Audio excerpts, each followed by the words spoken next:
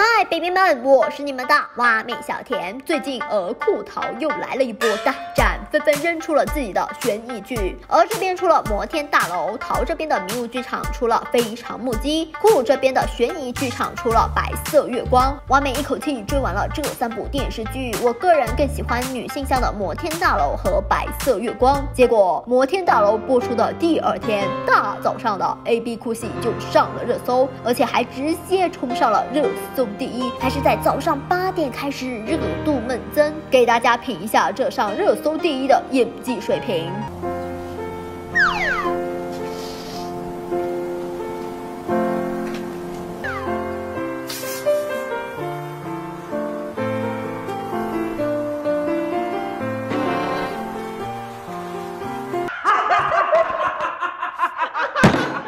这下可好，一下子戳中了路人的逆反心理。评论区翻车，路人纷纷表示，就这8点几条评论就上了热搜。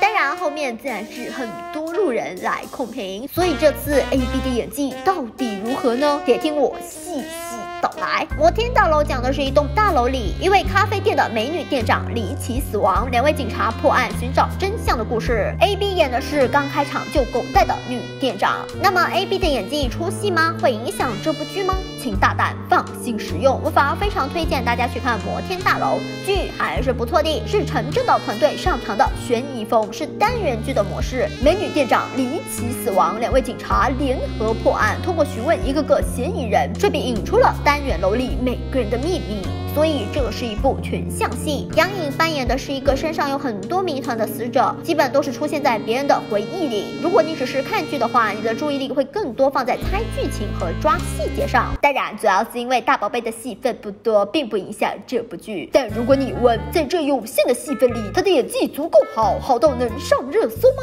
并没有呢。上热搜的哭戏片段，比起真朋友时期确实好点，妆容淡了一些，没有夸张的假睫毛。但问题还是和之前一样，他的微笑唇仍然让人十分出戏。从之前的靠催泪棒才能流泪，现在好像开始能自主流泪了。哇哦，好大的进步！另外，他的哭戏给人的感觉更多是我哭得好美，好柔弱，更多的是光影效果的加成。就开始大夸演技进步，就能上热搜第1。哭戏的重点不是流泪，而是让观众共情，感受到你的情绪。对比一下同剧的其他人，哭戏的情绪都很到位。吕玉来演的是一个保安，他被警察质问究竟隐瞒了什么，他天人交战，各种回忆杀，忍不住流下了眼泪。最后慢慢恢复了冷静，露出了一个微笑，重新封闭自己，从光明退回到了黑暗。这一段非常精彩。同样是哭戏，大宝贝立刻就被秒杀了好几条街。除了哭戏以外，他的其他戏份细看就很经不起推敲。受害者钟美宝的设定是一个全部人都爱她的女神，形容她是纤长浓密的睫毛下是一双温柔干净的眼睛。结果镜头放的是 AB 无神的眼睛，除了颜值，她的演技真的撑不起这个人人都爱的女神角色。青梅竹马许久不见的哥哥打电话说要来串门，他开门的时候瞪大了眼睛。刚刚不是通过电话吗？瞪大眼睛是干哈？为什么演出了一副不知道对方要来串门的感觉？下次青梅竹马再来敲门，他开门依旧是瞪大眼睛。2次开门，2种不同的情景，演成一毛一样是咋回事？对方男演员2次见面，情绪明显是不一样的，和其他女演员的一段最拉垮。这一段是为了让精神不稳定的作家不再封闭自己，走出房间。美宝主动讲自己被继父性侵却爱上他的故事，这段明明应该是让无数观众心疼的片段。受害女生把错怪在自己身上，对自己厌恶，自暴自弃。结果她讲自己故事的时候，看到作家要安慰他的时候，到最后才开始有了点情感，哭了起来。但这个微笑唇还是很让人出戏啊。听他讲故事的孔燕，情绪比他有层次多了。听到故事的震惊，着急追上去的时候，眼睛里还闪着泪光。安慰他的时候，眼神坚定且充满了希望。这不是你的错，不说了，说就是进步。全集看下来 ，AB 真的是大大浪费了钟美宝这个人设。但凡找个演技好点的美女，也不会这么没有水花，说不定还会成为刷屏我首页让人人心疼的角色，特别是后面2集轮到他的单元故事，剧情多了起来，演技一不小心又崩了。有个片段，继父向他勒索1000万，他对着这个从小虐待他弟弟妈妈的变态禽兽怒吼，这他妈不就是法场中介陈真真跟人吵架吗？大宝贝还是整部剧里演技最差的那位，被男女老少3代演员全方位秒杀。周美宝从幼年到成年有4位扮演者，大宝贝惨到被2个小朋友秒杀。值得一提的是，演周美宝小时候的是我们的普普王圣迪，小妹妹的情绪非常到位，她演出了一个早熟的小女孩，普普么么哒。还有少年时期的周美宝是由张玉雯饰演，象牙般无瑕的肌肤，樱花般娇嫩的双唇，纤长浓密的睫毛下是一双温柔干净的眼睛。这个描述放在这个妹妹上是不是更合适？这才是天使呀！同样的人物，同样的情节，同样是下定决心要杀仇人，妹妹的眼神是决绝的。镜头一转到宝贝老师，这就是他在这部剧里的问题。请问这是在演什么？分手之后的难过还是释然？是绝望？是麻木？还是孤注一掷？这明明就是美宝决定和仇人同归于尽的片段啊！怎么让人心疼的片段居然演得这么寡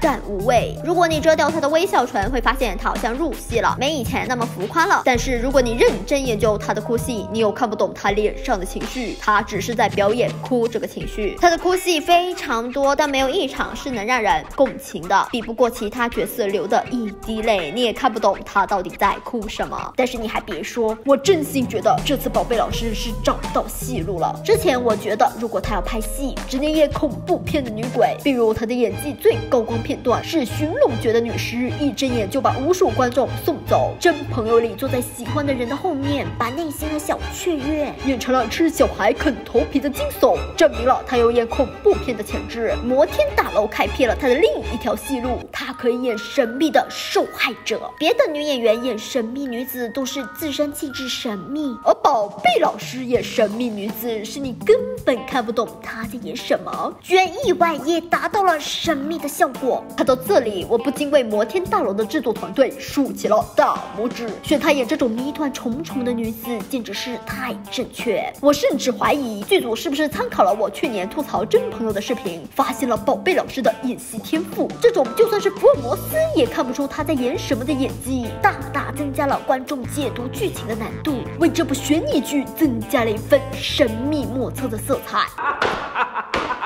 那么问题来了，这演技早上8点一下子冲上热搜，这也太不合理了吧？再结合话题主持人是剧方，应该是演员和剧方做的宣传，再加上剧方专门发出了大宝贝的哭戏花絮，配字的文案是演员的伟大或许就体现在为角色的亲情付出吧。不得不说，这个宣传方式简直是蠢爆人。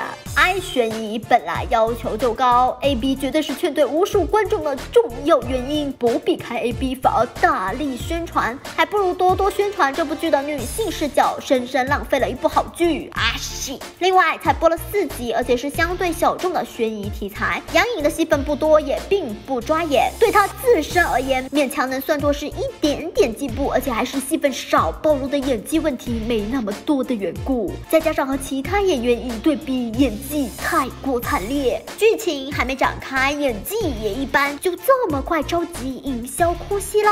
不过也能理解，他整整1年都没有接戏了，除了吃老本的跑男以外，基本没有热度了。目前有一部存货《渴望生活》，因为主演吴秀波，该剧至今未播。拍的上一部戏是《摩天大楼》，还是19年6月份拍的。剧方宣传的时候，粉丝还下场撕番，说是一番大女主。杨子姗的宣传在朋友圈怒怼，叫你真组回去翻翻合同。明显人杨子姗才是女主角，你家演的只是一个单元剧的受害者，就开始撕番啦。拍完摩天大楼刚好撞上了影视寒冬，之后又是疫情，然而和他同年龄的校花们基本不缺戏拍，杨幂谢谢你医生、吴珠夫人还有爱的28定律，赵丽颖产后火速复出拍有匪，刘诗诗亲爱的自己流金岁月，霸舞花们基本不愁戏拍，而宝贝老师0。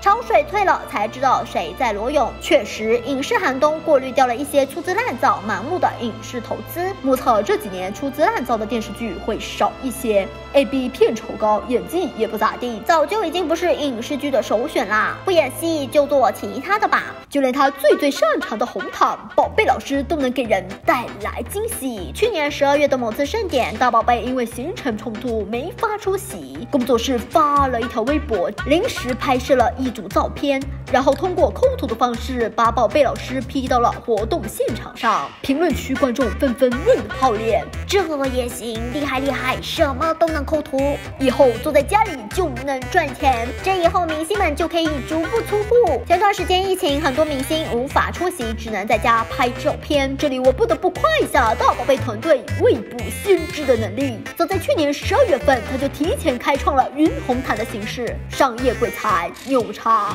没有戏拍，那就只能上综艺了，所以能看出他上综艺的频率大大增加。其余人士里开始给自己闷操独立女性的人设，说自己从小独立，不会甘心只会被大家记得老公很疼她，最想要有一部作品可以让大家记得，这些也不是靠我说就能怎么样的。我觉得还是要让大家看到我一步一步的改变和一步一步出来的作品。道理倒是说得很明白，话倒是说得很好听，他的改变和进步就或者是卖惨。上几个综艺节目翻来覆去都是说网友网络暴力他，造谣他。上美食节目跟闺蜜抱怨网友跟他妈似的，一定要说到他改正，觉得自己很可怜，跟其他普通女孩子不一样。开始工作之后，观众不给他犯错的机会，只要一点错就会被放大，网友一定要他事事做得很完美。不是你自己做的吗？我觉得我们广大网友比较可怜，不仅要忍受这样的演技上热搜，占用公共资源，还要被扣一口大锅。抠图不是我们逼你的，演技差